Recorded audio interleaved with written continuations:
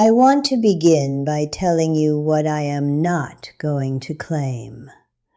I am not going to tell you that loneliness is a choice, because I do not believe that, and because I think it is one of the cruelest things you can say to a person who is genuinely suffering from it. I am not going to tell you that positive thinking dissolves the ache of an empty house on a Sunday afternoon, because it does not. I am not going to describe some bright and effortless life of perpetual connection, and then suggest you simply do what I do and feel what I feel, because your life is not my life. And what works is always, in the end, particular. What I am going to tell you is what I actually do, specifically, with enough detail to be useful rather than inspirational. Because there is too much inspiration about aging and not enough specificity, and specificity is what changes things. My name is Dorothy. I am 84 years old. I live alone in the house where I raised my 3 children with my husband Franklin, who passed 11 years ago from a slow heart failure that gave us time to say everything we needed to say, which I count as one of the great mercies of my life. Franklin and I were married for 51 years. He was a quiet, steady, deeply funny man who expressed love through competence, through things always working, through problems solved before you had fully named them, and whose absence I registered first and most acutely in the things that stopped working around the house, which is a strange and specific way to grieve, but which was mine. I want to tell you about loneliness before I tell you about its absence, because I think the absence only makes sense in the context of what preceded it.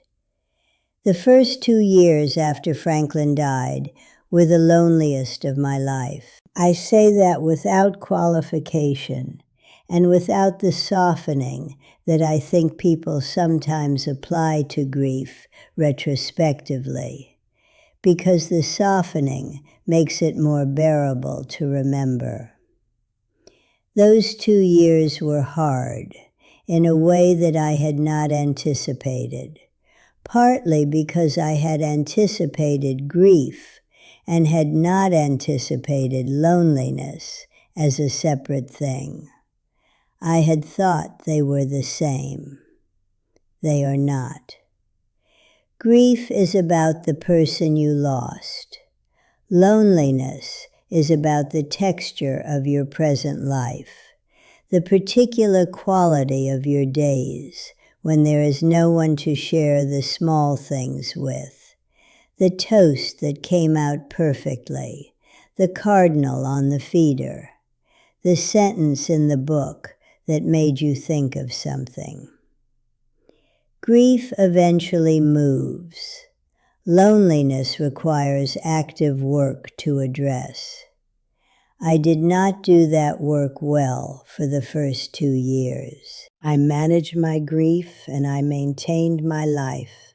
And I answered the phone when my children called. And I went to church on Sundays. And I did everything that looked, from the outside, like a woman handling herself. But inside, underneath the handling, there was a quality of emptiness that I did not know what to do with. I had been one half of a 2-person unit for 51 years. The unit was now a half. And a half does not function the way a whole does. It is not a smaller version of the same thing. It is a different thing entirely, requiring a different way of being in the world that I had not yet found. What changed at the beginning of the 3rd year was not a revelation.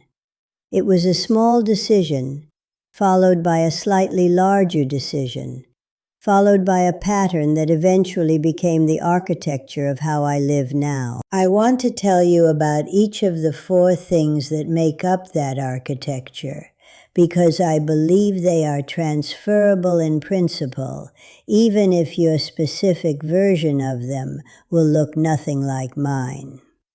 The first tip is this: give your mornings a shape that belongs entirely to you, and protect that shape with the seriousness you would protect anything you cannot afford to lose. I want to explain why mornings specifically, and not evenings or afternoons, because I think the reasoning matters. The morning is the part of the day when the quality of the day is still undetermined.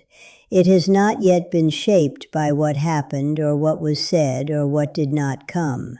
It is pure potential, which means it is also the part of the day when loneliness, if it is going to arrive, arrives most powerfully. The empty morning in an empty house is the condition most likely to be colored by absence, which means the morning is also the most important territory to claim. My morning begins at 6:30. I make coffee in the French press Franklin gave me for our 45th anniversary, which I mention not for sentimentality, but because the specific object matters. I use that press every morning. The using of it is not a memorial. It is a practice that anchors the beginning of the day in something that has weight and history, and that is mine in the full, accumulated sense of mine. I take the coffee to the chair by the east window. Franklin's chair was by the west window. I did not sit in that chair for the first year, and then I moved it to the guest room. My chair by the east window is mine, and has been mine for decades, and the morning light comes into it in a way that I have watched for long enough to know its specific quality in every season. I sit in that chair with the coffee, and I do not turn on the television. I do not reach for the phone. I sit with the morning and let it be what it is before it becomes anything else. For the first 30 minutes I read, not news, which is an agitating way to begin a day. Something that requires attention and rewards it. I have been reading seriously my entire adult life, and I have arrived in my 80s at a pace of reading that embarrasses me slightly when I consider how many books remain and how much time does not. I read fiction in the mornings because fiction requires a specific quality of imaginative engagement that is the best counterweight I have found to the gravity of solitude. You are never alone inside a good novel. You are with people, complicated and real and surprising, in a world that has enough depth to hold you for the duration of the morning. After the reading, I write 3 pages in longhand in a notebook, not a diary, not a record of what happened, something closer to what the writer Julia Cameron calls morning pages, though I did not know her term when I began doing this 11 years ago. I arrived at it on my own, as the practice that cleared the internal weather before the day required me to be present in it. 3 pages in longhand, whatever comes, without editing or planning or trying to make it into anything. Some mornings it is reflective. Some mornings it is a list of what I need from the grocery store. Some mornings it is a letter to Franklin that he will never read. All of it serves the same function, which is to give the interior life somewhere to go before the exterior life begins. By the time I finish the 3 pages, it is usually 8:30 or 9. The morning has been inhabited. The day has been started from the inside rather than from the outside. And the loneliness that might have settled into an unshapen morning has had no unshapen morning to settle into. This is the first tip, not the specific practices, though you are welcome to any of them. The principle: give your mornings a shape before anything else can shape them, and make that shape yours completely. The second tip is harder to say without sounding like a greeting card, but I am going to say it precisely enough that it does not become one. The second tip is: maintain one relationship in your life that requires your full presence and in which you are genuinely needed, and do not let that relationship become convenient. I want to explain what I mean by not convenient. A convenient relationship is one that fits into the available spaces of your week without displacing anything. One that asks nothing specific of you and that can be rescheduled without real consequence.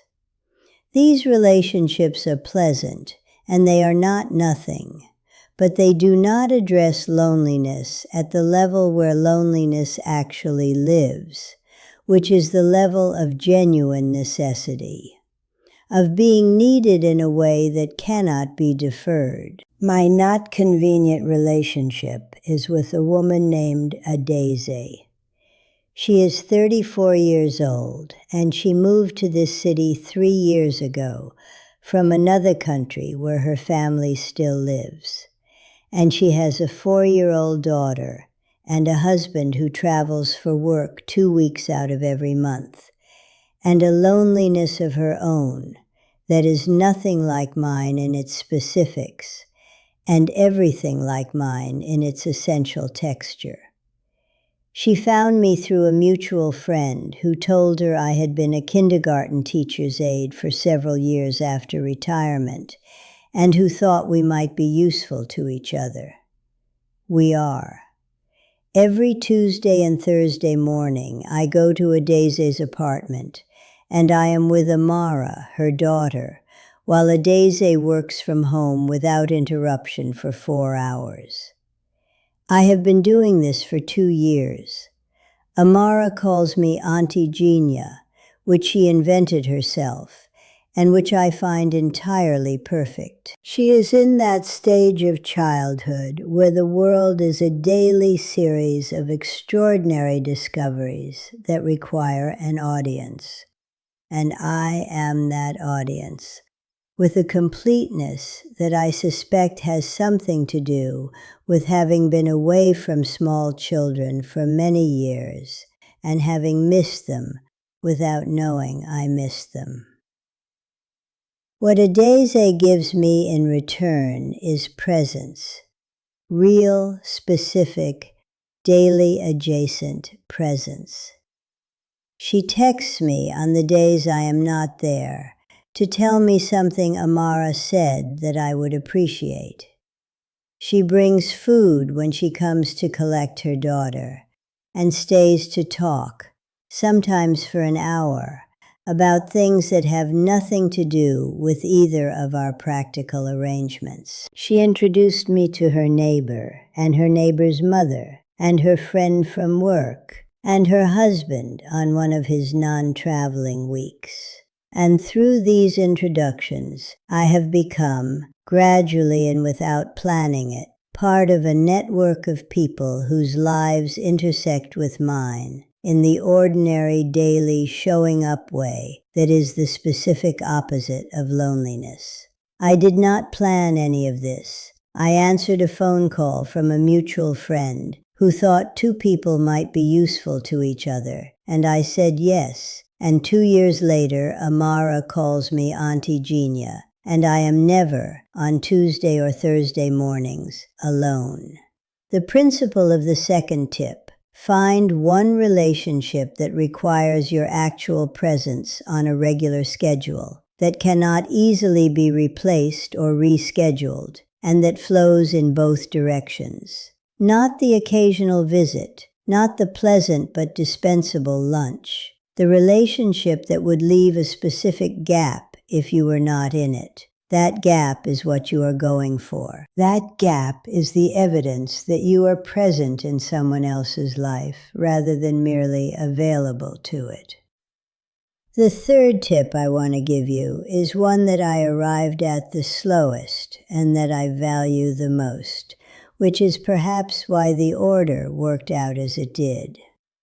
The third tip is learn to be interested in your own life.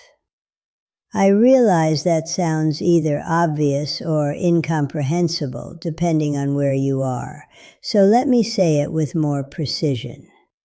For most of the years when my life was full in the conventional sense, full of children and work and marriage and the 1,000 demands of an active, outward-facing life, I was interested in my life in the way you are interested in something that is actively requiring your attention.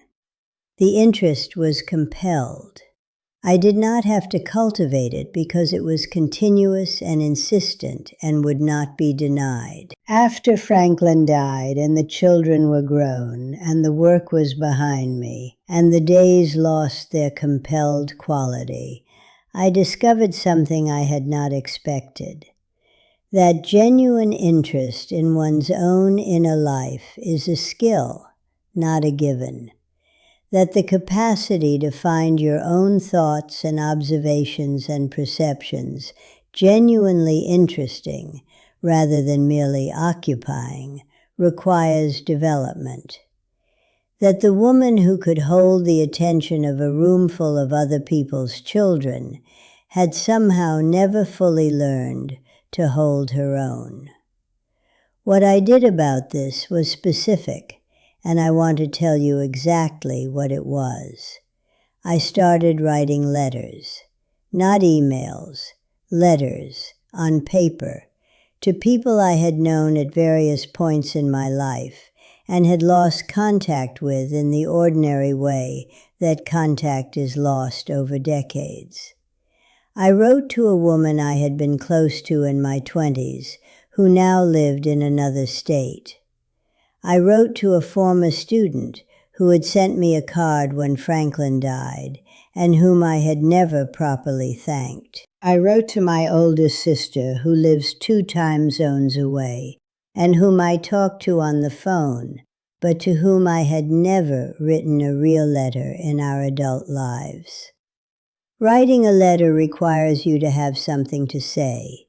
It requires you to be interesting to yourself before you can be interesting to someone else.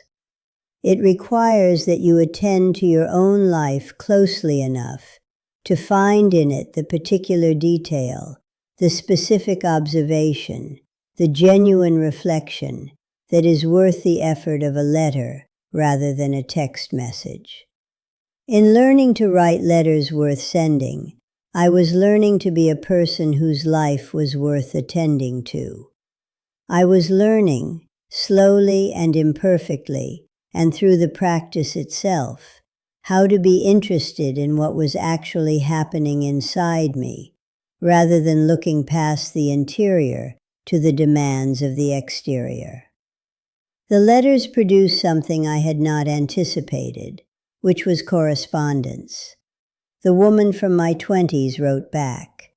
My former student wrote back. My sister wrote back with a letter longer than any she had ever written me, full of things she had been holding for years that had never found a form until I offered her one.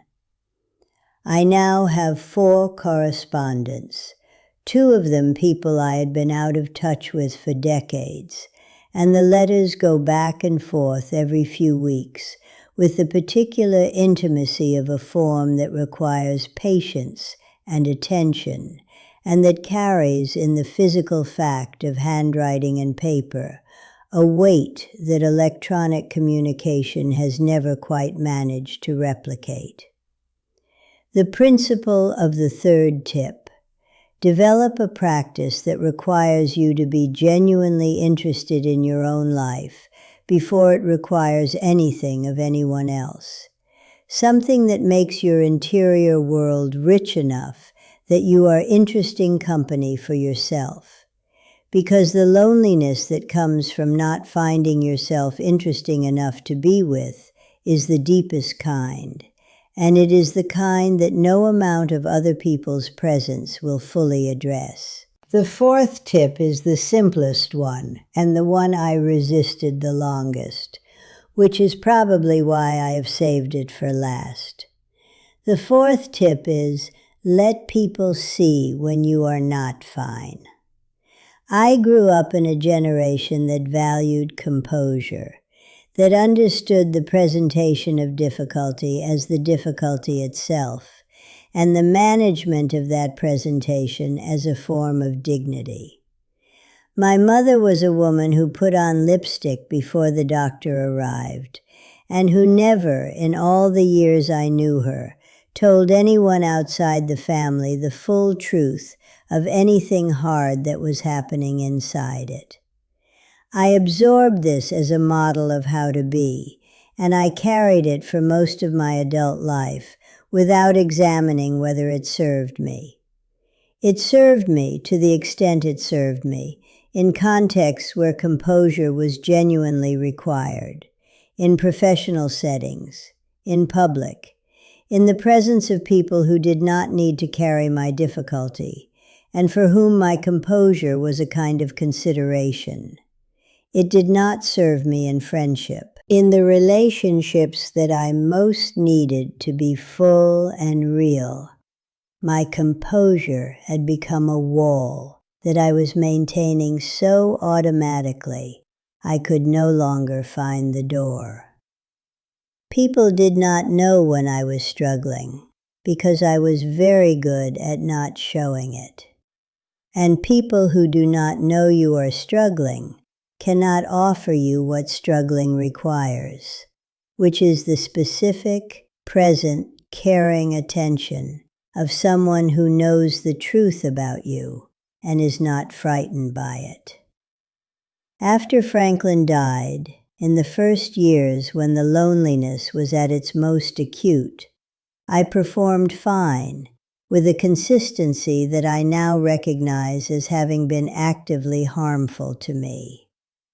I performed fine with my children, and I performed fine with my friends, and I performed fine with the neighbors and at church, and at every social gathering I attended. I was fine everywhere except alone in my house at night, which was the only place the performance was not required, and I was not fine there at all. And the gap between the performance and the reality was its own kind of isolation. What changed this was an accident. A friend named Louise, who has known me for 42 years, asked me one afternoon how I really was. Not "how are you," which is a greeting and not a question. How are you really? With a specific emphasis that told me she was actually asking, and that she had noticed something I had not managed to entirely conceal, and that she wanted to know the truth. I almost gave her the fine. I had it ready. I had given it so many times it was automatic. I did not give it to her. I told her the truth, which was that some nights the house was very quiet in a way that had a specific quality of weight to it, and that I did not always know what to do with that weight, and that I was managing, but managing was not the same as well, and that I missed Franklin in ways that did not diminish with time so much as shift in character, becoming less sharp and more present, the way an old scar is less painful than a fresh wound, but more thoroughly yours. Louise put down her tea and looked at me for a moment. Then she said, "I have been waiting for 3 years for you to say something real to me. 3 years." She had been waiting for 3 years, and I had given her fine for 3 years, and the relationship had been thinner for it than either of us had known how to address. We have been talking honestly for 7 years since that afternoon. Louise knows things about my life, and I know things about hers that we would not have known if I had kept giving her fine. The friendship has a weight now that it did not have before, a ballast, a sense of two people who know the real shape of each other rather than the managed version. It is the best friendship of my adult life, and it became that by becoming honest. The principle of the 4th tip. Let at least one person in your life know when you are not fine. Not everyone, not as a practice of general disclosure. One person who has earned the truth and who will not be frightened by it, and who needs you to stop performing in order for the relationship between you to become what it is capable of being. That person is available to you. You may have been giving her fine for years. She may be waiting, the way Louise was waiting, for you to stop. Stop. I am Eugenia. I am 84 years old. I live alone in this house that still has Franklin in it, in the objects and the rhythms, and the particular way the light comes in the east window in the morning, and in the way I still sometimes catch myself thinking I should tell him something, and then remembering, gently, that the telling is a different kind of act now. I am not lonely. I want to be clear about what I mean when I say that, because I think it can be mistaken for a claim that loneliness is behind me entirely, which it is not. There are evenings. There are certain dates on the calendar. There are moments when the house asks something of me that I do not have a ready answer for.